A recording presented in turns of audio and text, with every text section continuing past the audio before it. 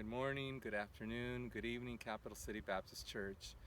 I'm out here once again in the lake, close in here in Rancho Murrieta, and I was kind of thinking in my mind, just a few weeks ago, actually it's been a month ago now.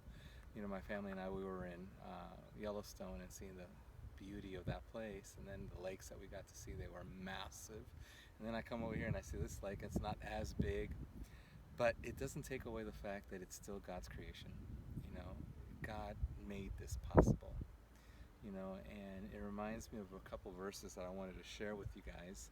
I find them in the book of Jeremiah 33, verses 2 to 3. It says like this: "Thus saith the Lord, the maker thereof, the Lord that formed it, to establish it. The Lord is his name. Call unto me," he says, "and I will answer thee, and show thee great and mighty things which thou knowest not."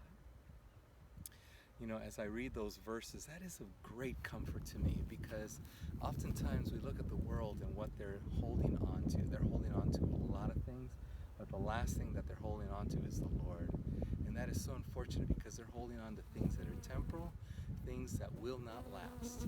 Only things that only can last for a few minutes, a few hours, a few days, and then they're gone. The Bible tells us that he formed it, all of it, and that he established it, all of it. The Lord is his name. And so then he tells us something really interesting after that. He says, "Call unto me, and I will answer thee, and show thee great and mighty things which thou knowest not." As believers, we have something that is so incredible. We have access to the Lord who created everything that you see here and more. I remember back in when I've taught, on occasions I've had to teach science, and I remember that we were looking at different stars in space that were so humongous that when compared to the Earth ended up being microscopic. That's the same God that created those stars as well as this earth, and the one that created you and me.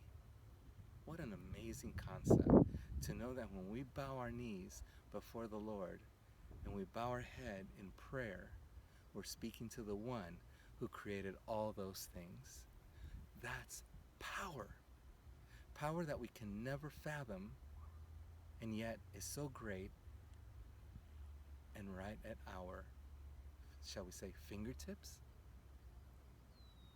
Just a word before the Lord in prayer, and the creator of all things hears us. Now that's power.